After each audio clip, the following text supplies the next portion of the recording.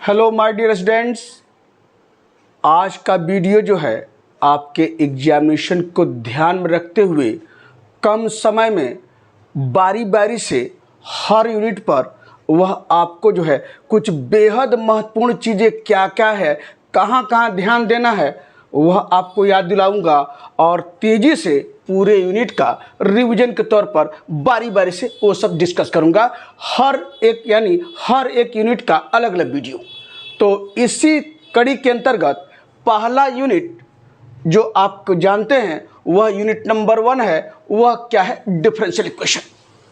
क्या क्या सारी चीज़ें हैं आपके यूनिट 1 में, यह सब कुछ डिस्प्ले किया है और बारी बारी से सब डिस्कस करूंगा। देखिए, लिखना नहीं है, बस ध्यान दीजिए मैं क्या क्या आपसे डिस्कस कर रहा हूं, उस चीज़ को ध्यान रखिए।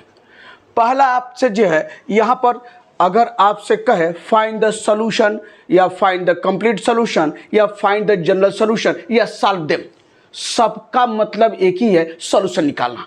और पता है सॉल्यूशन निकालने के लिए क्या करते हैं? कंप्लीमेंट्री फंक्शन निकालते हैं CF, फिर PI निकालते हैं और दोनों को जोड़कर क्या होता है? सॉल्यूशन निकालते हैं। अगर dy/dx रूप में है तो y बराबर CF प्लस PI, आप ये जानते हैं। फिर कंप्लीमेंट्री फंक्शन निकालने के लिए 3 केस आपको मिलते हैं। रूट्स जो है यानी जो भी इक्वेशन रहेगा, चाहे आपका क्वाड्रेटिक इक्वेशन रहे, चाहे क्यूबिक इक्वेशन रहे, चाहे जिस रूप में रहे इक्वेशन, वहां पर 3 केस मिलते हैं। अगर रूट्स जो है रियल और डिफरेंट अगर हैं तो CF क्या होगा आपको पता है। मान लिया 1 2 3 है, अगर रूट्स रियल डिफरेंट हैं तो CF क्या होगा? C1 e का power x plus C2 e का power 2x plus C3 e का पावर 3x। कोई भी आर्डर 3 to 1 कुछ भी कीजिए, पहले लिखिए C1 के साथ कुछ और e का पावर 3x प्लस C2 का पावर 2x, तो कोई फर्क नहीं पड़ता है। तो अगर रूट्स रियल और डिफरेंट हैं तो CF आपका इस ढंग से होता है। और अगर रूट्स जो है क्या हैं आपके, जो है रियल और इक्वल हैं, अगर रूट्स बराबर हैं, मान लिया आप जो है आपने यम बराबर जो ऑक्सिलरी इक्वेशन निकाला, रूट्स आपको सॉल्व करने के बाद यम का मान आया 2 2, तो CF क्या होगा? C1x प्लस C2 e का पावर 2x। -3 आ गया, 3 बार आया तो कहां से एक घात कम कर, C1x² plus C2x plus C3 bracket बंद e का पावर -3x। अगर 0 भी आ रहा है, यम क्यू बराबर अगर 0 है तो यम बराबर 0 3 टाइम्स, 0 को निगलेक्ट नहीं करते हैं तो 3 टाइम्स है तो क्या हो जाएगा? यानी आपका 3 बार, तो C1x² plus C2x plus C3 e का पावर 0x। ये कब है? और अगर रूट्स मान लिया जाए m बराबर -1 -4 या -1 4 4, तो -1 आपका रियल डिफरेंट है तो C1 e का पावर -x, और 4 4 2 बार आया है तो क्या हो जाएगा? Plus C2x plus C3 e का पावर -4x। तो इसमें डिफरेंट भी हैं और रिपीटेड भी हैं। और अगर रूट्स जो है इमेजिनरी आ जाए, यानी मान लिया आ जाए प्लस, यानी आपका 2 प्लस -3i, तो 2 प्लस -3i, ध्यान से 2 प्लस -3i है। अगर आपको थोड़ा सा यहां लिखें 2 प्लस -3i ऐसे, तो पता है ना, यानी रियल पार्ट यानी 2 है तो यहां क्या e का पावर 2x, ध्यान रखिए e का पावर 2x, यहां कोई C1 नहीं होता है, e का पावर 2x, और क्या आ जाएगा? C1 cos 3x अब प्लस C2 sin 3x, आपका ये हो गया।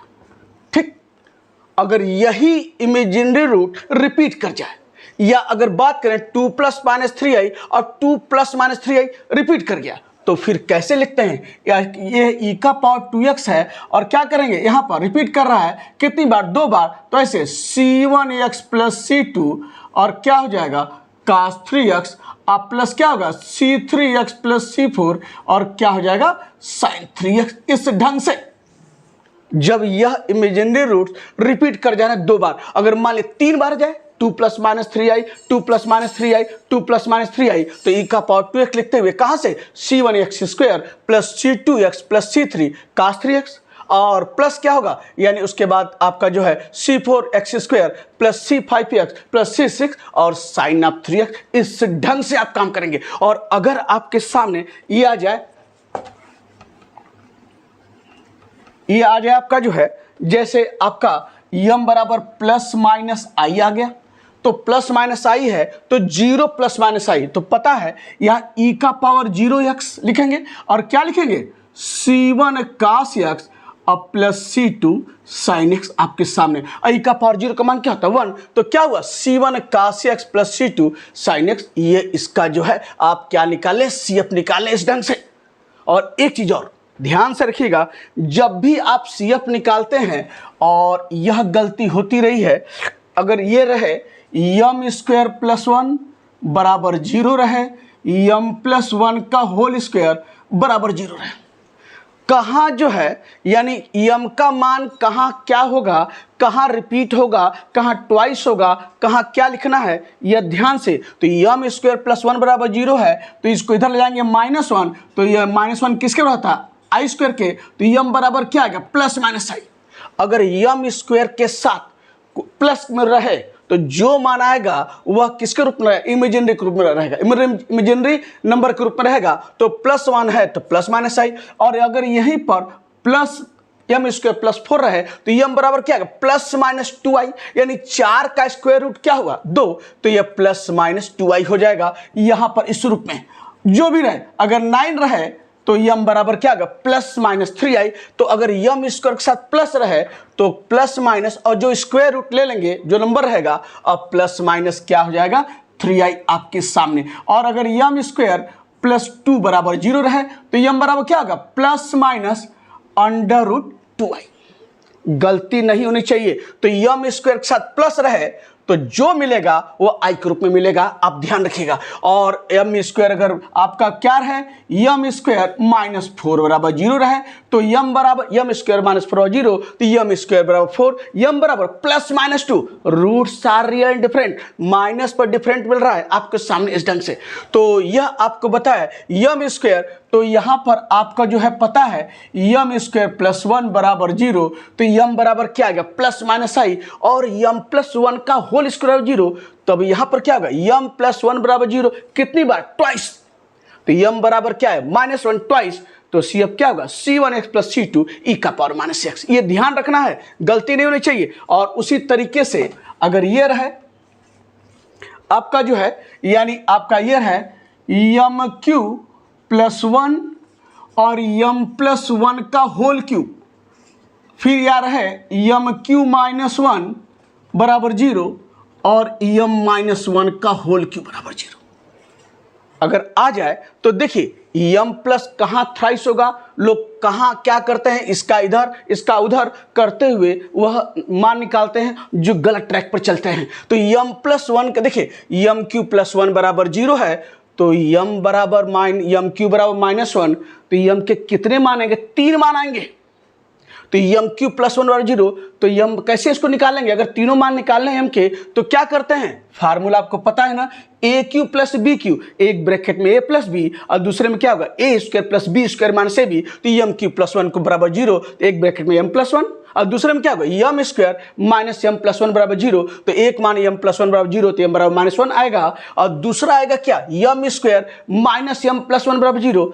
इसको जब आप सॉल्व करेंगे क्वाड्रेटिक इक्वेशन है तो यहाँ से आपको इमेजिनरी रूट मिलने वाला है, तो दोनों रूट दो रूट इमेजिनरी होंगे, आप 4 फार्मूला से लगाएंगे और एक आपका मान m बराबर -1।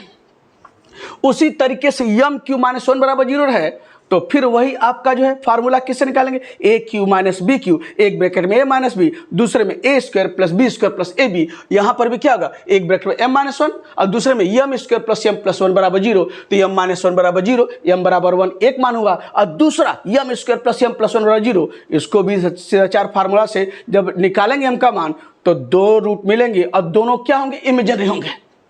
ये आप ध्यान से रखिएगा, m प्लस 1 का होल क्यूब बराबर जीरो, यहाँ देखिए ये पूरे का होल क्यूब है, m प्लस 1 का होल क्यूब या m प्लस 1 का होल स्क्वायर, m माइनस 1 का होल क्यूब, m माइनस 1 का होल स्क्वायर, तो क्या होगा m प्लस 1 बराबर जीरो कितनी बार 3 बार थ्राइस, या m बराबर -1 कितनी बार थ्राइस, तो CF लिखेंगे कैसे 3 बार है C1x square plus C2x plus C3 ई का पावर क्या होगा आपका जो है -x। और इसको लिखना चाहेंगे तो m बराबर 1 थ्राइस, यानी -1 का क्यूब बराबर जीरो, m -1 थ्राइस, तो m बराबर कितना हुआ 1 कितनी बार 3 बार, तो CF क्या लिखेंगे C1x square plus C2x plus C3 ई का पावर x। तो यह सब कुछ जो है आपको हमने बताया है कि सीएफ में ध्यान रखना है कि कहाँ ट्वाइस होता है, कहाँ थ्राइस होता है, कहाँ मान निकलता है। लोग क्या करते हैं, यम बराबर यहाँ -1 थ्राइस लिखते हैं। तो भैया बचिएगा, यम क्यू प्लस 1 बराबर 0, यम क्यू -1 बराबर 0 कैसे निकाले भी बताए हैं, और आपका यम प्लस 1 का क्यूब, यम -1 का क्यूब कैसे निकाले ये बताए हैं। तो यह आपसे डिस्कस किया है। तो यहाँ पर आप जानते हैं, यानी पहला पॉइंट आपका जो है सॉल्यूशन बराबर, यही चीज लिखा है, सॉल्यूशन बराबर क्या है, कंप्लीट सॉल्यूशन। एक ही चीज है, अभी डिस्कस किया है, सॉल्यूशन बराबर कंप्लीट सॉल्यूशन, कंप्लीट सॉल्यूशन और जनरल सॉल्यूशन, सबका एक ही मतलब है, सॉल्यूशन निकालना। अब सीएफ बता दिए हैं, 3 केस कौन कौन है, ये हो गया। अब आइए पर्टिकुलर इंटीग्रल। पर्टिकुलर इंटीग्रल यानी राइट हैंड साइड में किस तरह का फंक्शन है। अगर राइट हैंड साइड में अगर 0 है, इसका मतलब क्या है, पर्टिकुलर इंटीग्रल क्या है, 0 है।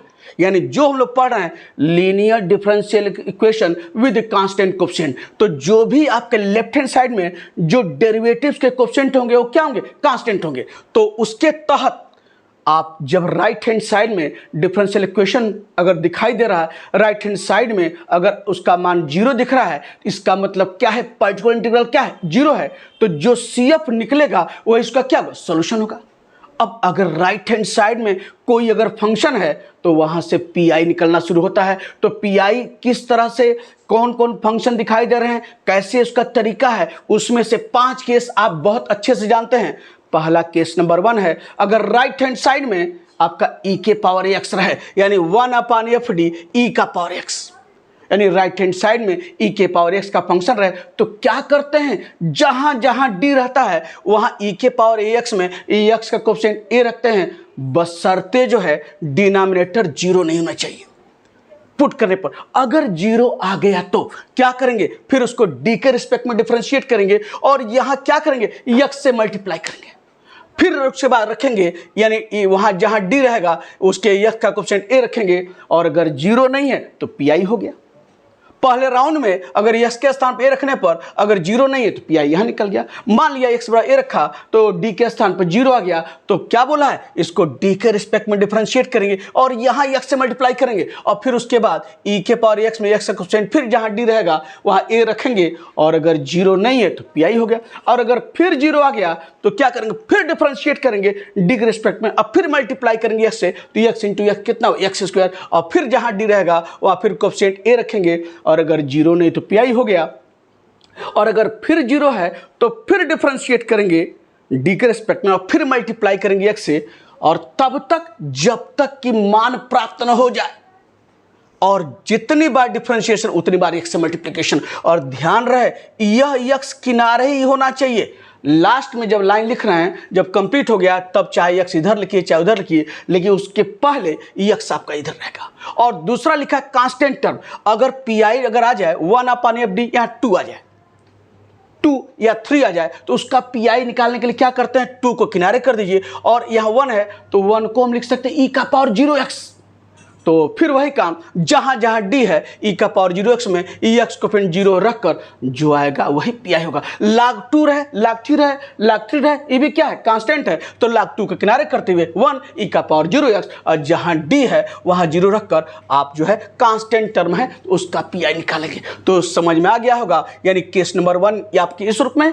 केस नंबर 2 क्या है, राइट हैंड साइड में x या x का पावर रहे, x रहे, x स्क्वायर, x क्यू रहे, तो पीआई निकालने के लिए क्या करते हैं, डिनोमिनेटर जो एफडी यानी डी के रूप में आपका देखेंगे, जो आपका रहेगा y को छोड़कर जो नीचे आता है 1/d के फंक्शन रूप में, क्या करते हैं, सबसे कम घात वाले पद को, सबसे कम घात वाले पद को चिन्ह के साथ विद साइन, प्लस तो प्लस, माइनस तो माइनस, कॉमन लेकर 1 + 1 माइनस बनाते हैं, और फिर 1 + 1 माइनस बनाकर उसको ऊपर ले जाते हैं, और फिर क्या करते हैं, expand it by binomial expansion. तो एक फॉर्म मिलेगा 1 + x का पावर -1 तो उसका expansion 1 minus x plus X square minus x Q and so on. एक बन सकता है 1 माइनस एक्स का पावर -1, तो सब प्लस होगा 1 plus X square plus x Q and so on. या बन सकता है 1 प्लस एक्स का पावर -2, तो क्या होगा 1 minus 2x plus 3x square minus 4x Q and so on. या बहुत होगा 1 माइनस एक्स का पावर -2, 1 प्लस क्या 2x plus 3x square plus 4x Q and so on. अब हमको जो है कहां तक प्रसार करना होता है यह बताएगा यक्स का कितना पावर है। अगर यक्स का पावर 1 है तो केवल d तक मिलेगा, यक्स स्क्वायर है तो केवल d2 तक मिलेगा। तो यह तय करेगा यह कि कहां तक मुझे एक्सपेंड करना है, तो उसी वहां तक हम एक्सपेंड करते हैं जितना पावर यक्स का रहेगा उतना पावर d का चाहिए। अगर यक्स स्क्वायर है तो मुझे जो है d के पावर 2 तक चाहिए। और एक चीज़ ध्यान रखिएगा, एक जब लोग सोचते हैं कि आप एक्सपेंशन कर रहे हैं तो एक जगह आता है जैसे 2d d आपका आ गया d स्क्वायर प्लस 2d का होल स्क्वायर। आप अगर ऐसे आएगा, देखिए ध्यान से, d स्क्वायर प्लस 2d का होल स्क्वायर, आप सोचेंगे अरे ये तो d का पावर 4 है। जो ओपन करेंगे फिर आपका 2 × 2 4d क्यूब है, लेकिन आप सोचेंगे अरे ये तो सब d के पावर 2 से ज़्यादा है अगर यहाँ एक्स स्क्वायर रहता है, क्योंकि d2 का एक टर्म चाहिए। लेकिन सोचते हैं कि सब तो d स्क्वायर से ऊपर के टर्म है, लेकिन ध्यान दीजिए एक टर्म d2 का है, क्योंकि यह स्क्वायर करेंगे d का पावर 4, किसी काम का नहीं है। अगर एक्स स्क्वायर है तो जब मल्टीप्लाई करेंगे तो 4d क्यूब, ये भी किसी काम का नहीं है अगर एक्स स्क्वायर है तो। लेकिन एक टर्म 2d है तो 4d स्क्वायर यहाँ से मिला कि नहीं मिला d स्क्वायर का, तो यह ध्यान रखना है। लोग इसमें भूल जाते हैं कि एक टर्म d2 का यहाँ भी मिलता है और इसको निगलेक्ट करते हुए जो अगर उसके पहले वाले टर्म d2 को लेकर चलते हैं और गलती कर बैठते हैं। तो ध्यान रखिएगा यहाँ पर एक टर्म d2 का भी मिलता है। तो यह आपके बताने था। और कहाँ तक आपको d के पावर तक एक्सपेंड करना, जितना x का पावर, अगर x का पावर 3 है तो d के पावर 3 तक जहां जहां मिलेगा उसको वहां करेंगे। तो यह सब आपको बताने के बाद, और एक बेहद महत्वपूर्ण चीज और, कभी भी अगर आपका इस तरह से रहे x square plus x plus 1 ऐसे रहे राइट हैंड साइड में और पी कहे निकालने के लिए, तो कभी भी पी जब निकालेंगे तो देखिए, तो ये सेकेंड केस है एक्स का पावर। अब आप तरीका सोचेंगे कि इसका अलग निकाल लें, इसका अलग निकाल लें, इसका अलग निकाल लें, निकाल तो सकते हैं, गलत नहीं है, लेकिन अच्छा ये होगा कि आप इन तीनों को अलग अलग बजाय करने के एक साथ लेकर चलिए। काम बहुत आसान होने वाला है, एक साथ लेकर चलिए। और फिर उसके बाद क्या होगा, जब एक साथ लेकर चलेंगे तो सारा काम करेंगे। जो यक्स का सबसे बड़ा पावर है उसको लेकर चलिए। तो यक्स का सबसे बड़ा पावर 2 है, तो क्या करेंगे, उसी तरीके से सबसे कम घात वाले पद को कॉमन लेकर 1 + 1 माइनस बनाते हैं और फिर ऊपर ले जाकर कहाँ तक प्रसार करते हैं सारा काम जो सबसे बड़ा पावर यक्स का है। बाकी x + 1 को साथ बनाए रखिए, चुपचाप पड़े रहने दीजिए, यह ना आपको डिस्टर्ब करेगा ना आप उसको डिस्टर्ब कीजिए। सारा चुपचाप पड़े रहिए और इसके अनुसार से काम कीजिए। आसानी से सारा काम आप पी निकाल लेंगे। अलग अलग करेंगे, निकलेगा जरूर, लेकिन बहुत बड़ा हो जाएगा, कॉम्प्लिकेटेड पार्ट में जाएंगे। तो यह ध्यान रखिएगा, x के साथ रहे, उसके साथ छोटा पावर x रहे और कांस्टेंट रहे। लेकिन अगर यहाँ पर e का पावर 2x रहे तो उसका काम अलग करना है, वो नहीं, केवल x का पावर, x का उसके छोटा पावर रहे या कांस्टेंट रहे, उसको साथ जोड़ने घटाने में रहे तो उसको एक साथ लेकर चलेंगे तो काम बहुत आसान होना है। तो ध्यान रखिएगा, यह आपके केस नंबर 2 में यह आप लेकर इस तरह से आगे बढ़ेंगे। अब रही बात आपका केस नंबर 3 पी निकालने का, 1/fd² sin x cos x। क्या करते हैं पी निकालने के लिए, अगर राइट हैंड साइड में साइन और कास का अगर फंक्शन है तो जहां d² है वहां क्या रखते हैं, -a², बशर्ते क्या हो वहां 0 नहीं होना चाहिए, यानी -a² ना कि -a², ये रखते हैं -a² ना कि -a², ये नहीं है, यह -a², d² के स्थान पर -a² रखते हैं बशर्ते 0 ना हो। और अगर 0 हो जा रहा है तो 0 अगर हो जा रहा है तो क्या करते हैं, d के रिस्पेक्ट में डिफरेंशिएट करते हैं और फिर क्या करते हैं, x से मल्टीप्लाई करते हैं। और अगर आपका जो है, अगर मान लिया 1/d के रूप में है तो 1/d का मतलब होता है ऑपरेशन ऑफ इंटीग्रेशन, ठीक। और अगर आप जो है d² के स्थान पर यानी sin ax, यानी x का कोएफिशिएंट a है, -a² रखने पर अगर मान लिया जहां d² रखा है और अगर नीचे आपका आ गया क्या इस रूप में 1/2d - 3, 1/2d-3, तो उस केस में क्या करते हैं भाई, डी स्क्वायर के स्थान तो रख लिया -a² और फिर डी पर तो रख नहीं सकते हैं, तो 2d-3 आ गया 1/, तो क्या करते हैं इसके कांजुगेट से ऊपर नीचे मल्टीप्लाई करके आगे बढ़ते हैं। तो 2d+3 2d-3 ब्रैकेट में ऊपर 2d-3 अगर है, अगर 2d-3 नीचे है तो ऊपर 2d+3 से अगर मल्टीप्लाई कर रहे हैं तो 2d+3, तो d का मतलब क्या, d/dx, और फिर आप जो है उस तरह से रखते हुए और फिर नीचे जहां डी स्क्वायर है वहां फिर कोएफिशिएंट -a² रखते हैं। ध्यान से, अगर आप फिर वही बताया डी स्क्वायर के स्थान पर -a² रखने पर अगर 0 हो जाता है तो डी के रिस्पेक्ट में डिफरेंशिएट करते हुए x से मल्टीप्लाई करते हैं। और फिर मान लीजिए फिर आपको ऐसा मिल रहा है, फिर आप डी स्क्वायर के स्थान -a² रख रहे हैं, फिर 0 आ जा रहा है तो फिर डिफरेंशिएट करेंगे डी के रिस्पेक्ट में और फिर मल्टीप्लाई करेंगे। और अगर लीनियर रूप मिल रहा है 1/2d+3 या 1/3d-4, इसके कांजुगेट से ऊपर नीचे हुए मल्टीप्लाई करते आगे बढ़ते हैं। साइन और कास का सारा काम एक ही तरह का है, बस साइन की जगह साइन चलता रहेगा, कास की जगह कास चलता रहेगा। और 1/, बोला ना कि 1/, अगर आपका जो है क्या रहे, यानी 1/, आपका जो है अगर d 1/d रहे तो d का मतलब क्या है, ऑपरेशन ऑफ इंटीग्रेशन, ये समझिएगा। और एक चीज और बता दें आपको, अगर आपका जो है पूछे एक चीज ध्यान से, लोग कहता है दो question, find the particular integral of, भैया जब पर्टिकुलर इंटीग्रल कह रहा है तो केवल पीआई ही निकालिए, वहां सीएफ निकालने की जरूरत नहीं है। सॉल्यूशन नहीं पूछ रहा है, सॉल्व करने के लिए कहता तो सीएफ पीआई निकालते, लेकिन अगर केवल पीआई कह रहा है तो सिर्फ पीआई निकालिए। अगर ये कह दे कि सॉल्व अगर d2i बराबर x² + x+1, अगर सॉल्व करने के लिए बात कहे तो आप CF निकालेंगे। CF क्या होगा, यानी ऑक्सिलरी इक्वेशन m², यानी d2i m² बराबर 0, m बराबर 0 दो बार, तो CF क्या होगा, c1x + c2 e⁴x। और पीआई निकालेंगे 1/d², तो 1/d² x² + x+1, तो 1/d² का मतलब क्या है, हमको दो बार इंटीग्रेट करना है। 1/d का मतलब ऑपरेशन ऑफ इंटीग्रेशन, 1/d² का मतलब ऑपरेशन ऑफ इंटीग्रेशन ट्वाइस, तो हमको दो बार इंटीग्रेट करना है। तो ध्यान रखिएगा, अगर इस तरह का है तो इसका मतलब अगर पीआई पूछे तो 1/d² x² + x+1 दो बार इंटीग्रेट कर दीजिए x के रिस्पेक्ट में, वही आपका जो है इस रूप में पीआई होगा, इस ढंग से। तो यह आपका जो है यानी 3rd नंबर पर हम चीजें डिस्कस कर रहे थे।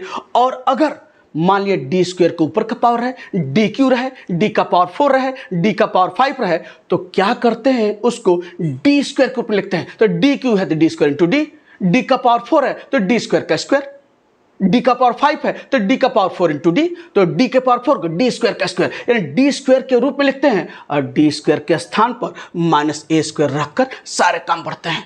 तो सारा रास्ता बता दिया, अगर d² के स्थान पर अगर मान निकल आ गया तो पीआई हो गया, अगर 0 आ गया तो d के रिस्पेक्ट में डिफरेंशिएट करते हुए x से मल्टीप्लाई करते हुए और फिर जहां d² है वहां मान रखकर काम करते हैं। और अगर रखने पर d² के स्थान पर अगर 1/2d+3 का फॉर्म है तो इसके कांजुगेट से ऊपर नीचे मल्टीप्लाई करते हैं, और नीचे अगर 1/d मिल रहा है तो आप जो है इंटीग्रेट करते हुए काम करते हैं। और फिर अगर डिफरेंशिएट करने के बाद भी d² के स्थान पर रखने पर 0 आ रहा है -a², तो फिर डिफरेंशिएट करते हैं d के रिस्पेक्ट में और फिर x से मल्टीप्लाई करते हैं। साइन वाले केस में साइन चलता रहेगा, कास वाले केस में कास चलता रहेगा।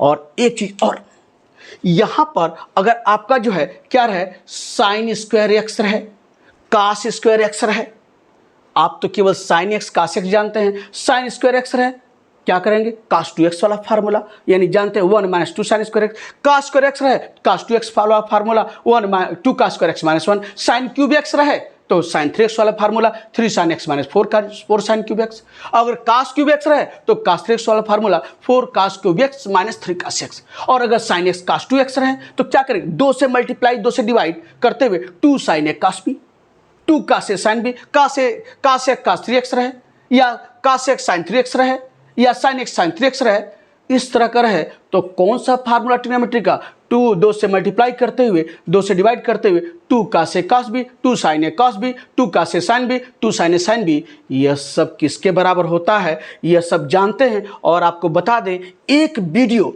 5 यूनिट में जो भी बेसिक फार्मूले जो पिछले क्लास में पढ़े हैं कौन कौन सा यूज हुआ है, वह एक वीडियो के तौर पर वह सब चीज़ें मैं डिस्प्ले करूंगा। तो यह सब, तो अगर राइट हैंड साइड में अगर आपका sine square X, cos square X, sine cube X, cos cube X, sine X cos X, cos X cos sine 2x इस तरह का रहे तो ट्रिग्नोमेट्री का फार्मूले का यूज करते हुए आगे बढ़ते हैं। इसमें ध्यान रखिएगा। और एक चीज और, अगर राइट हैंड साइड में साइन हाइपरबोलिक एक्स कास हाइपरबोलिक एक्स रहे तो आप जानते हैं साइन हाइपरबोलिक एक्स अगर रहे तो किसके बराबर होता है, ई का पावर एक्स माइनस ई का पावर माइनस एक्स बाई 2। तो पी निकालने का कौन सा केस हुआ, केस नंबर आपका 1। अगर कास हाइपरबोलिक एक्स रहे तो किसके बराबर होता है, ई का पावर एक्स प्लस ई का power minus x by 2। P निकालने का कौन सा केस हुआ, केस नंबर 1 आपके सामने। तो हमने आपके सामने पहला केस, दूसरा केस, तीसरा केस चर्चा किया, यही तीनों सबसे महत्वपूर्ण हैं। बाकी 2 केस देखिए। चौथे केस में क्या है, 1/FD ई का पावर ax या 5x, यानी अगर मल्टीप्लिकेशन में राइट हैंड साइड में अगर एक फंक्शन ई के पावर ax है या 2 फंक्शन रहे या एक और फंक्शन है, 3 फंक्शन रहे, तो उसमें अगर एक फंक्शन अगर क्या है ई का पावर x है मल्टीप्लिकेशन में है तो कौन सा केस है, केस नंबर 4 है।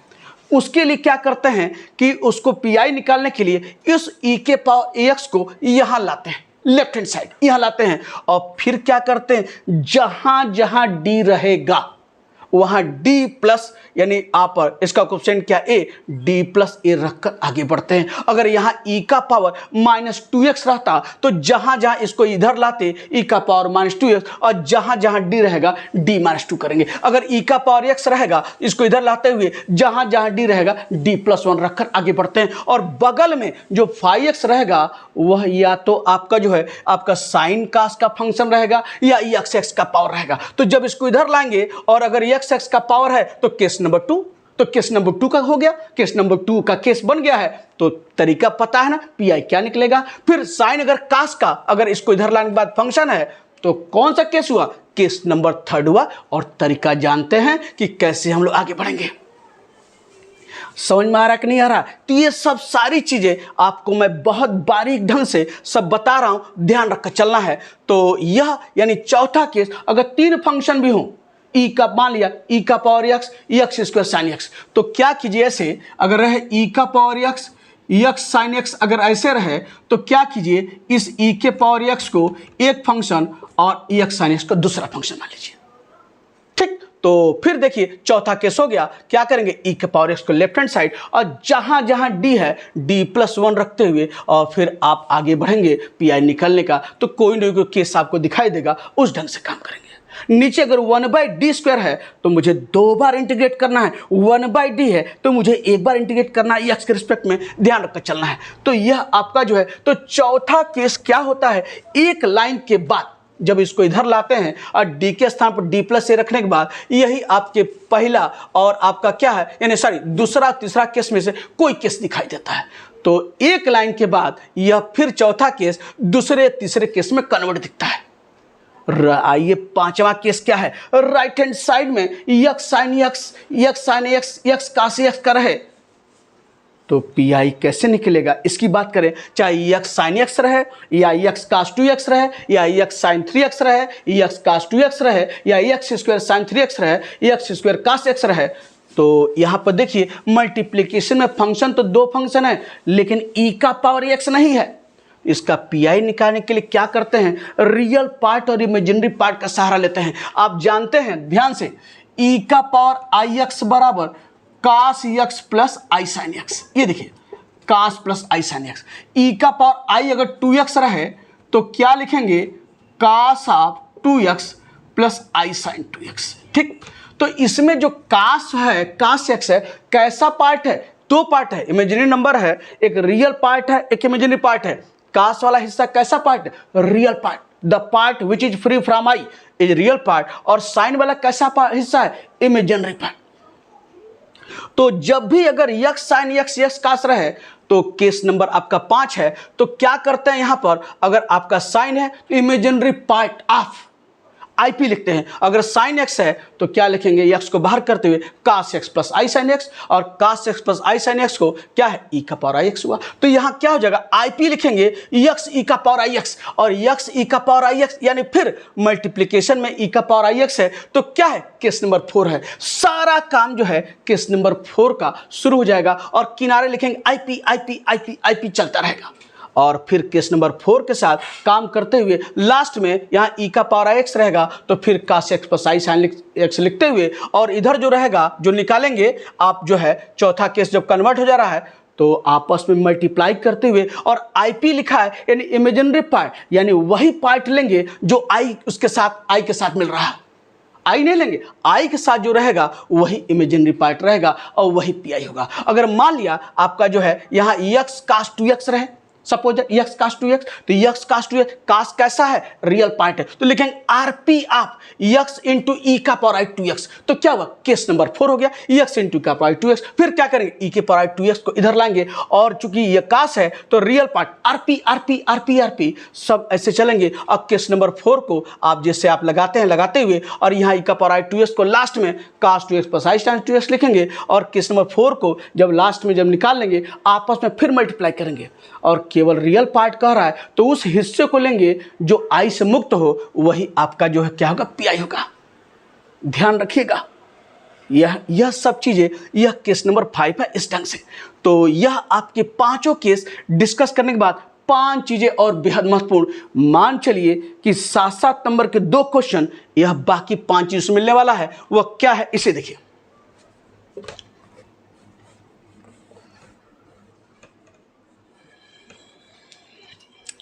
अब देखिए ये आपका 3 पर्टिकुलर के केस डिस्कस कर दिए 5 तक। अब चौथे नंबर पर लीनियर होमोजेनियस इक्वेशन।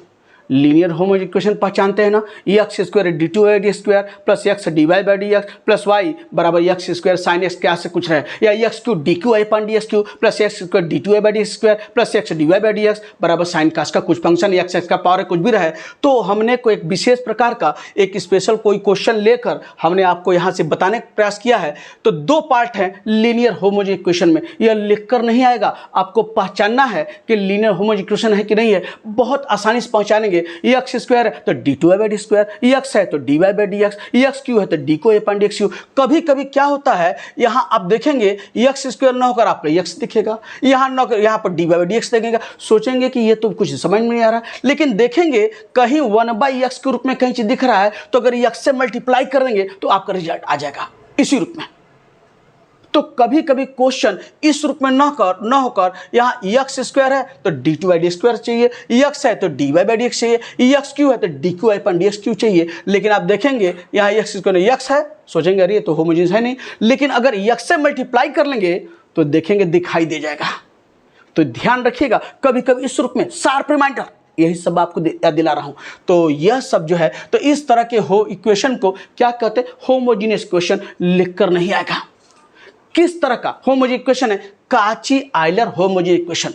फिर क्या, जब ये पता चल गया कि काची आयलर होमोजेनियस इक्वेशन है तो सब में एक प्रकार का सब्स्टिट्यूशन है, पुट एक्स बराबर ई का पावर जेड, जेड बराबर log X, D by D Z बराबर capital D, X D Y by D X बराबर capital D into Y, X square D two Y by D square बराबर D D minus 1 Y, और अगर X cube D cube Y upon D X cube रहे D D minus 1 D minus 2 Y उठाकर दिए गए equation में put करेंगे। और ध्यान रहे, बहुत महत्वपूर्ण, जो भी आप मान लिखेंगे किसके टर्म में आएगा, जेड के टर्म में आएगा। राइट हैंड साइड भी आप किसके टर्म में लिखेंगे, जेड के टर्म में। गलती ये होती है कि इधर तो सब पुट कर देते हैं और इधर एक्स बनाए रहते हैं। अरे भैया, सब आपका आप जेड के टर्म मिलेगा तो ये भी क्या होगा, जेड के टर्म में। एक्स बराबर ई का पावर जेड है तो एक्स स्क्वायर क्या होगा, ई का पावर 2जेड। अब आप जब सब पुट कर देंगे, इधर भी जेड के टर्म में, इधर भी आपको दिखाई देगा, तो जो आप देखेगा इक्वेशन मिलेगा वो कैसा रहेगा, linear differential equation with constant coefficient. जहां सी एफ और पी आई आप जानते हैं निकालना, पी आई का देखिएगा कौन सा केस दिखाई दे रहा है, इस पांचों में से कोई केस रहेगा तो वहां से पी आई सी एफ निकालिए। लेकिन ध्यान रखना है क्या, इसमें सी एफ और पी आई किसके टर्म में आएगा, जेड के टर्म में। ये गलती नहीं होनी चाहिए। C F P I Z के टर्म में और लास्ट में सोल्यूशन वाई बराबर C F plus pi C F plus P I. अब जेड के टर्म में है तो एक्स का टर्म लिखने के लिए यहाँ से एक्स बराबर ई का पावर जेड और जेड पर लगा एक्स। तो यह आपका जो है काची आइलर लीनियर होमोजेनियस इक्वेशन है। और उसी से एक पार्ट और है Legender linear homogeneous equation. Legender linear homogeneous equation किस प्रकार के इक्वेशन कहते हैं? ऐसे देखिए 2x + 3 का स्क्वायर, हमने एक विशेष प्रकार का एक क्वेश्चन ले लिया है उसमें से, तो आपके ताकि आसानी से चीज़ें दिमाग में आपको और बैठ जाएंगी। तो 2x + 3 का होल स्क्वायर, देखिए d2y/dx स्क्वायर, यहाँ x स्क्वायर, यहाँ क्या है 2x + 3 का स्क्वायर d2y/dx स्क्वायर, फिर क्या है 2x + 3 dy/dx, एक ही है। यहाँ x स्क्वायर के साथ d2y/dx स्क्वायर है, यहाँ पर dy/dx के साथ 2x + 3 क्यूब रहता तो 2x + 3 का होल क्यूब dqy/dx। इस तरह के क्वेश्चन क्या कहते हैं?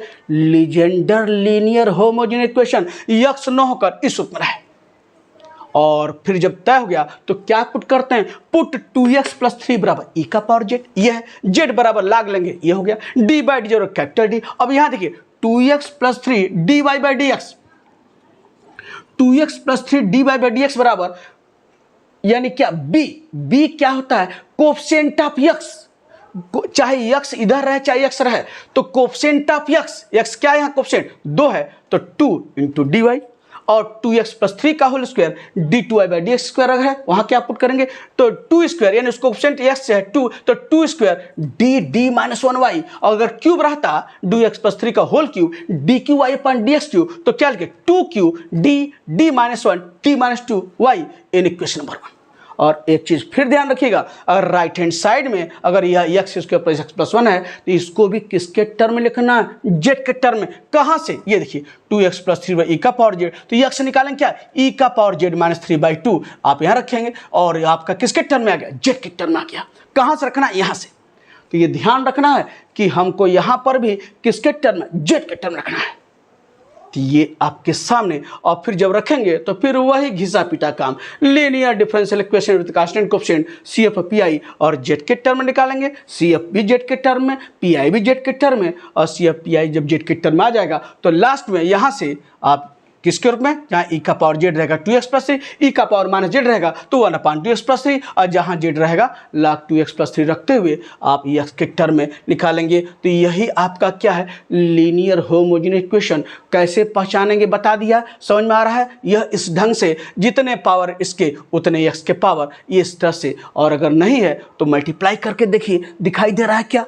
तो यह आपको दोनों हिस्सा बताने के बाद अब उसके बाद जो है पांचवा है method of variation of parameter. 3 चीजें हैं लिखकर आता है बाय दिस मेथड, जिसमें से कौन कौन है? Method of variation of parameter लिखेगा solve the equation by the method of variation of parameters. तो जब ये लिख देगा तो बिल्कुल आपको इसी मेथड से करना है। और अगर एक चीज और बता दे, कोई भी अगर इस तरह का डिफरेंशियल इक्वेशन मिले जो राइट यहाँ पर पांचों केस में से PI निकालने का कोई भी केस आपको नहीं दिखाई दे रहा है, जैसे d2y/d² + y बराबर कोसेक x, या d2y/d² + y बराबर सेक x, या tan x रहे, या काट x रहे, या sec³ x रहे, तो आप जानते हैं कि PI निकालने का कोई भी केस नहीं है। और सिर्फ कह रहा सॉल्व कीजिए, तो अगर सिर्फ सॉल्व करने के लिए बात कर रहा है और PI निकालने का कोई केस आपको नहीं दिख रहा है तो किससे निकालेंगे? Bye the method of variation of parameter. हालांकि सेक कोसेक x का PI निकालने का केस और है, लेकिन वह आपके लिए आसान नहीं होता है। जब ये मेथड जान जाते हैं तो आप इसी को ही लगाना पसंद करेंगे क्योंकि आसानी से निकाल लेते हैं। तो अगर पांचों केस के अतिरिक्त कुछ भी दिख रहा है राइट हैंड साइड में, कोसेक, काट, सेक, tan, तो PI निकालने के लिए मेथड ऑफ वेरिएशन पैरामीटर का यूज करते हुए निकालिए, कहे चाहे न कहे। लेकिन अगर कह दिया है तो आपको मेथड ऑफ वेरिएशन पैरामीटर से लगाना पड़ेगा। भले इस पांचों में से कोई केस आपको पता है, अरे ये केस नंबर 2 है या केस नंबर 1 है, लेकिन जब कह दिया है वेरिएशन ऑफ पैरामीटर से तो वेरिएशन ऑफ पैरामीटर से ही लगाना होगा। एक चीज ध्यान रखना है, कहा ना कि लिख कर आएगा तो इसमें दिमाग नहीं लगाना है। तो पहला काम method of variation of parameters में ध्यान रखना है क्या? d2y/dx² कोएफिशिएंट 1 है कि नहीं है। 1 है तो बहुत अच्छा, 1 नहीं है तो डिवाइड करके 1 बनाना है, तब आगे बढ़ना है। ध्यान रखिएगा, D2 के कोएफिशिएंट को एक अगर है तो ठीक, नहीं तो डिवाइड करते हुए एक बनाकर आगे बढ़ना है। और फिर उसके बाद आप जो है यहाँ से जब कर लेंगे और CF जैसे अभी तक सब जैसे CF निकालना जानते हैं, CF तक काम वही उसी तरीके से CF आपको निकलेगा। और फिर उसके बाद CF, तो मान लिया CF निकाले C1 cos x plus C2 sin x, तो C1 का कोएफिशिएंट मान लिया लेट y1 बराबर cos x plus C2 sin x मान लिया y2 sin x। और जो कैपिटल X होता है वह क्या होता है, राइट हैंड साइड में जो आपको कोएफिशिएंट D2 होने के बाद अगर राइट हैंड साइड में जो मिल रहा है वह कैपिटल X है। और उसका PI निकालने के लेट PI बराबर uy1 प्लस by2, u निकालने के लिए यह रिजल्ट भूलना नहीं है, माइनस इंटीग्रेशन आप y2x अपान y1 y2 dash minus y1 dash y2 dx यहाँ से। और एक चीज ध्यान रखना, यह दोनों का डिनोमिनेटर एक ही है, डैश का मतलब dy बाई dx, तो y1 y2 dash y1 dash y2 इसका एक ही चीज़ है, यह पहले निकाल लीजिए। और उसके बाद यहाँ से u निकालने के लिए लेट ये मान लिया इक्वेशन नंबर 1, u निकालने के लिए minus integration y2x upon this, और v निकालने के लिए यह रिजल्ट y1x अपान y1 y2 dash minus y1 dash y2 dx। आप जब भी method of variation of parameters में जितने क्वेश्चन आपके सामने गुजरे हैं, जितना आपने कॉपी में लगाया है, इंटीग्रेशन वाले हिस्से को कायदे से देख कर जाइएगा। सब तो चलता सही है, इंटीग्रेशन में जाकर उलझ जाते हैं। तो हाईलाइट आप किए होंगे, इंटीग्रेशन वाले हिस्से को जरूर देखिएगा कैसे इंटीग्रेट किया गया है। तो वहाँ से u और v जब निकाल लेंगे, उठाकर यहाँ पुट कर दीजिए, u v आपका है y1 y2 आप निकाले हैं, आपका C1 का coefficient y1, C2 coefficient y2 और सब रख दीजिए तो PI निकलेगा। और CF उसी तरह से निकालते हैं तो CF निकल गया, PI इस तरह से, दोनों को जोड़कर सॉल्यूशन निकल गया। यही method of variation of parameter है। और फिर उसके बाद आप आज ये 6 नंबर पर लिखा है सॉल्व द इक्वेशन या solution of differential equation by changing independent variable, लिख कर आएगा solve the equation bye changing independent variable. तो यहाँ कैसे प्रोसीड करेंगे, इसमें भी दिमाग नहीं लगाना है। 3 चीज लिख कर आता है, solve by the method of variation of parameter, solve by changing independent variable, और एक और चीज solve the equation by reducing into normal form या रिमूवल ऑफ फर्स्ट डेरिवेटिव। तो यहाँ पर सॉल्व करने के लिए बाय चेंजिंग इंडिपेंडेंट वेरिएबल, तो पहला काम यहाँ पर भी ध्यान देना है, क्या पहला कदम कि d2y बाई dx का कोएफिशिएंट एक है कि नहीं है। एक है तो बहुत अच्छा, और एक नहीं है तो डिवाइड करते हुए एक बनाना है, तब आगे बढ़ना है। फिर उसके बाद क्या करेंगे, compare with the equation d2y by dx square plus p dy by dx plus qy equal to r। और p क्या है, d बाई dx का कोएफिशिएंट, q क्या है आपका y का कोएफिशिएंट, और r क्या है राइट हैंड साइड में जो फंक्शन है वो r है। जब ये सब हो जाएगा तो इसको लगाने के लिए 2 रास्ते होते हैं इस मेथड से सॉल्व करने के लिए, या P1 बराबर 0 करके निकालते हैं या Q1 बराबर कांस्टेंट मानकर चलते हैं। तो Q1 बराबर कांस्टेंट लेकर चलते हैं तो सारा क्वेश्चन एक मेथड पर Q1 को कांस्टेंट मानकर हम लोग लगाते हैं, तो Q1 बराबर क्या है, Q upon dz by D x का होल स्क्वायर। अब यहाँ Q आपका क्या है, आप जो क्वेश्चन में दिया रहेगा, अगर मान लिया आपको ऐसे dz मान लिया Q आपका जो है 4x स्क्वायर आ जाए या माइनस 4x स्क्वायर आ जाए, तो मुझे dz बाई डी एक्स का होल स्क्वायर का मान इस तरह से चुनना है कि Q1 क्या हो जाए, कांस्टेंट हो जाए, क्योंकि कांस्टेंट बनाकर हम लोग सॉल्व करेंगे सारे क्वेश्चन को Q1 को। तो अगर यहाँ माइनस 4x स्क्वायर है तो dz बाई डी एक्स का होल स्क्वायर क्या लेंगे, कांस्टेंट हो जाए x स्क्वायर से कट कर माइनस 4 आ जाए। अगर यहाँ पर साइन स्क्वायर x आ जाए Q, तो यहाँ dz बाई डी एक्स का होल स्क्वायर क्या लेंगे, साइन स्क्वायर x, क्योंकि कट कर 1 आ जाएगा। तो हमको यह हर क्वेश्चन बताएगा कि मुझे dz बाई डी एक्स का होल स्क्वायर क्या मान लेना है, यह बताएगा Q क्या है। Q जिस तरह से रहेगा उसी के अनुसार हमको dz बाई डी एक्स का होल स्क्वायर का मान इस तरह से लेना है, Q1 क्या हो जाए, कांस्टेंट हो जाए, और वेरिएबल कैंसिल होकर और आपके सामने। ध्यान रखना है dz बाई डी एक्स का होल स्क्वायर का मान निगेटिव नहीं लेना है। अब मान लिया माइनस 4x स्क्वायर रहे तो सोचेंगे माइनस x स्क्वायर, नहीं, क्योंकि मुझे dz बाई डी एक्स का भी मान चाहिए था, मिलेगा तो आप निकालेंगे तो अंडर रूट आएगा, तो स्क्वायर रूट के अंदर निगेटिव नंबर इमेजिनरी पार्ट आ जाएगा, तो वह नहीं लेना है, मुझे पॉजिटिव रूप में लेना है। तो dz बाई डी एक्स का होल स्क्वायर इस तरह से चुनते हैं। जब dz बाई डी एक्स का होल स्क्वायर मिल जाएगा तो वहीं से dz बाई डी एक्स निकाल लीजिए। स्क्वायर रूट पॉजिटिव साइन लेते हुए, फिर उसके बाद डिफ्रेंशिएट करते हुए d2z/dx उसको निकालिए, उसकी जरूरत है। और फिर dz/dx बराबर है तो उसको जो है dz बराबर आप उसको उधर भेजते हुए इंटीग्रेट करते हुए z निकाल लीजिए, किसके टर्म में, x के टर्म में।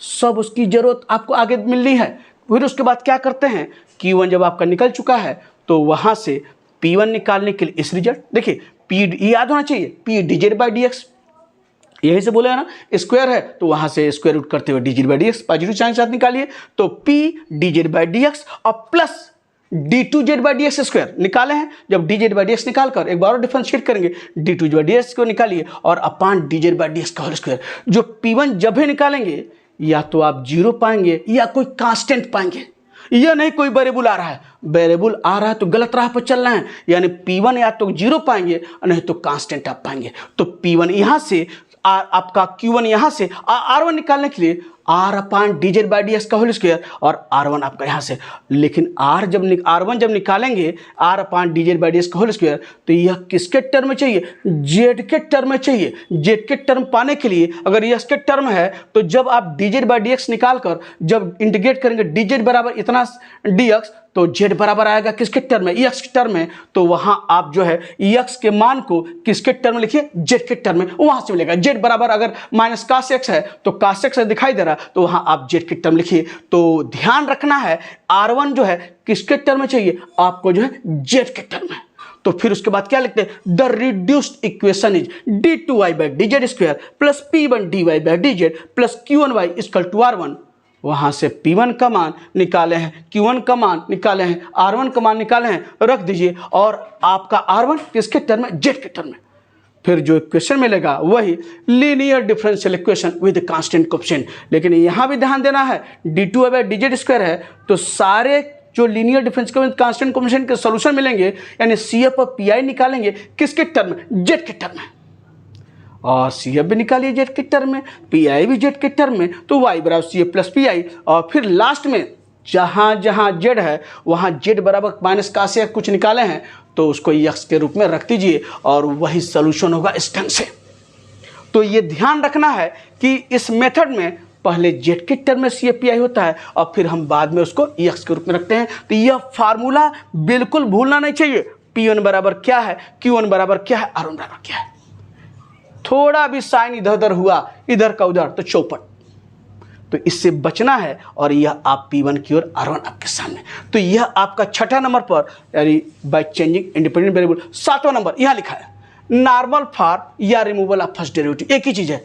दे देगा question, solve the equation by reducing into normal form या रिमूवल ऑफ फर्स्ट डेरिवेटिव, एक ही चीज है। तो क्वेश्चन इसमें भी दिमाग नहीं लगाना है, तीन चीजें लिखकर आता है कि by the method of variation of parameter या बाय चेंजिंग इंडिपेंडेंट वेरिएबल या by reducing to normal form या रिमूवल ऑफ फर्स्ट डेरिवेटिव, एक ही चीज है। तो इसको सॉल्व करने के लिए फिर वही काम, पहला काम देखना है d2y/dx स्क्वायर कोएफिशिएंट एक है कि नहीं है। एक है तो बहुत अच्छा, एक नहीं है तो डिवाइड करते हुए एक बनाएंगे। तीन जगह जो है हमको ध्यान देना है कि d2y/dx कोएफिशिएंट एक है कि नहीं है। कहां कहां पर, वेरिएशन ऑफ पैरामीटर में, चेंजिंग इंडिपेंडेंट वेरिएबल में और नॉर्मल फॉर्म में। एक है तो ठीक, नहीं तो तीनों में अगर एक नहीं है तो डिवाइड करते हुए एक बनाते हुए तब अगला कदम बढ़ाते हैं। तो यहां अगर एक है ठीक और एक नहीं है तो डिवाइड करते हुए एक बनाते हैं और जब एक हो गया d2y/dx स्क्वायर कोएफिशिएंट तो कंपेयर विद द इक्वेशन, यहां पर भी d2y/dx square plus p/dx plus qy equal to r, यहां से p निकालिए, यहां से q निकालिए, यहां से r निकालिए और फिर लिखेंगे लेट y बराबर u v is the complete solution of the given differential equation, जहां वेयर v बराबर किसके होता है, e का power -1/2 integration of p dx। यहां से v निकाल लीजिए और Q1 निकालने के लिए रिजल्ट Q1 में, ये सबसे महत्वपूर्ण, ये भूलना नहीं चाहिए, साइन इधर उधर हुआ तो गड़बड़ा जाएगा। Q1 यहां से q -1/2 dp/dx माइनस p²/4, सारा मान आपको पता है, Q आपको होता है -1/2 dp/dx माइनस p²/4, बिल्कुल ये याद होना चाहिए। तो Q1 बराबर q -1/2 dp/dx माइनस p²/4 और Q1 इस रिजल्ट से। अब Q1 आएगा क्या, ध्यान से, Q1 क्या आएगा, Q1 या तो कांस्टेंट आएगा या कांस्टेंट बाई x स्क्वायर आएगा, तीसरे की जगह नहीं है। कांस्टेंट में जीरो शामिल है, लेकिन कांस्टेंट रहेगा या कांस्टेंट बाई एक्स स्क्वायर रहेगा, तीसरे की जगह नहीं है, ध्यान रखिएगा। अगर तीसरा अगर कुछ आ रहा है तो गलती हो रही है, यानी तीसरे की में यानी कांस्टेंट में जीरो शामिल है, जीरो आ सकता है, या कोई कांस्टेंट रहे या कांस्टेंट बाई एक्स स्क्वायर है। तो अगर Q1 कांस्टेंट आएगा तो जब आपको आगे जो इक्वेशन मिलेगा वह मिलेगा linear differential equation with constant coefficients, जहाँ CFPI आप निकालना जानते हैं, आप मास्टर हैं, ट्रेंड है, उस ढंग से निकालेंगे। और अगर कांस्टेंट बाई एक्स स्क्वायर आएगा तो आप पाएंगे क्या, linear homogeneous equation with variable coefficient, यानी इस तरह का इक्वेशन प्राप्त करेंगे। तो होमोजेनियस इक्वेशन को कैसे सॉल्व करते हैं अभी डिस्कस किए हैं। तो यह तय करता है कि Q1 क्या रहा है, या तो कांस्टेंट आएगा या कांस्टेंट बाई एक्स स्क्वायर आएगा। तो कांस्टेंट है तो linear differential with constant coefficient, और अगर कांस्टेंट बाई एक्स स्क्वायर है तो linear homogeneous equation with variable coefficient, यानी इस तरह का। बाकी आपको पता है कैसे होमोजेनियस इक्वेशन को सॉल्व करते हैं आपके सामने। तो यह सब, और R1 निकालने के लिए R बाई भी, यहाँ से R1 निकलेगा। और देखिए यहाँ कहीं भी Z का लफड़ा नहीं है भाई, नॉर्मल फॉर्म में कहीं Z का लफड़ा नहीं है। तो R1 बाई दिस रिजल्ट अभी आप यहाँ निकाले हैं तो P1 निकल गया, यानी सॉरी आपका V निकल गया, R1 निकल गया, Q निकल गया। उसके बाद नॉर्मल फॉर्म इक्वेशन क्या होता है, d2u upon dx square plus Q1u equal to R1। तो Q1 जो निकाले हैं ये रखिए u, और R1 जो निकाले हैं और सॉल्व कीजिए, यानी सॉल्व करने पर किसका मान निकलेगा, यहाँ देखिए d2 अब dx किसका मान निकलेगा, u का, किसके टर्म में, x के टर्म, ये देखिए। तो u का मान x के टर्म में निकलेगा। तो u बराबर यहाँ से CFPI निकालते हुए u निकाल लीजिए, u यहाँ से और v यहाँ से निकालें। तो देयरफॉर द कंप्लीट सोल्यूशन क्या था, y बराबर u भी, और u और v का मान रख दीजिए, वही कंप्लीट सोल्यूशन होगा by the reducing into normal form या रिमूव वाला फर्स्ट डेरिवेटिव दिए गए इक्वेशन का। तो यह आपका जो है 7वां नंबर नॉर्मल फॉर्म। और लास्ट साइमल्टेनियस डिफरेंशियल इक्वेशन, यह क्या होता है, यह कहीं देखिए यह लिख कर नहीं आएगा, इसको आपको पहचानना है। होमोजेनियस इक्वेशन बता दिए 5 चीज़ों में, 3 चीज़ लिख कर आएगा किस मेथड से, और ये है साइमल्टेनियस इक्वेशन, ये भी लिख कर नहीं आएगा। लेकिन ये साइमल्टेनियस इक्वेशन ऐसा है कि किसी भी कोने में पड़े रहेगा आप पहचान डालेंगे। इसमें 2 इक्वेशन दिखाई देंगे, किस तरह क्वेश्चन रहेगा, इस रूप में एक बताया है, dx by D T plus Y बराबर sine T, X plus D Y by D T बराबर कास टी। इस तरह का क्वेश्चन दिखाई देगा 2 इक्वेशन रूप में। क्या करते हैं, d बाई डी टी को कैपिटल D मान लेते हैं, और फिर x और y, अब लेफ्ट हैंड साइड में आप क्या कीजिए, x और y को लेफ्ट हैंड साइड में रखकर बाकी कांस्टेंट मिले या t का फंक्शन रहे उसको राइट हैंड साइड कर दीजिए। यानी लेफ्ट हैंड साइड में x और y को रखते हुए d के रूप में है रखते हुए बाकी साइन कास या कोई भी कांस्टेंट रहे उसको राइट हैंड साइड कर दीजिए। और 2 इक्वेशन आप देखेंगे x और y में मिलेगा। तो सॉल्व करने का तरीका वही है जो आप इक्वेशन जो सॉल्व बचपन से सॉल्व करते आए हैं, x plus y equal to 3, 2x minus 3y equal to 4। किसी एक वेरिएबल को अगर बराबर है ठीक, नहीं तो किसी एक वेरिएबल को बराबर करने के लिए दोनों में मल्टीप्लाई करते हुए जोड़ते हैं घटाते हैं, एक वेरिएबल का मान निकलता है और फिर उठाकर दूसरे में पुट करते हैं, दूसरे वेरिएबल निकालते हैं। तो यह काम यहाँ पर भी करते हैं। तो यहाँ पर d by D T capital D मानते हुए x और y वाले हिस्से को लेफ्ट हैंड साइड, अब बाकी कांस्टेंट और साइन कास का है उसको राइट हैंड साइड, और किसी एक वेरिएबल को बराबर करते हुए वो अगर किसी दोनों इक्वेशन में से किससे मल्टीप्लाई करना है, मल्टीप्लाई करते हुए जोड़ते घटाते हुए एक मान निकालेंगे। किसके, मान लिया आप y बराबर कट गया, उनके वेरिएबल बराबर है, जोड़ने या घटाने पर तो x बराबर निकलेगा।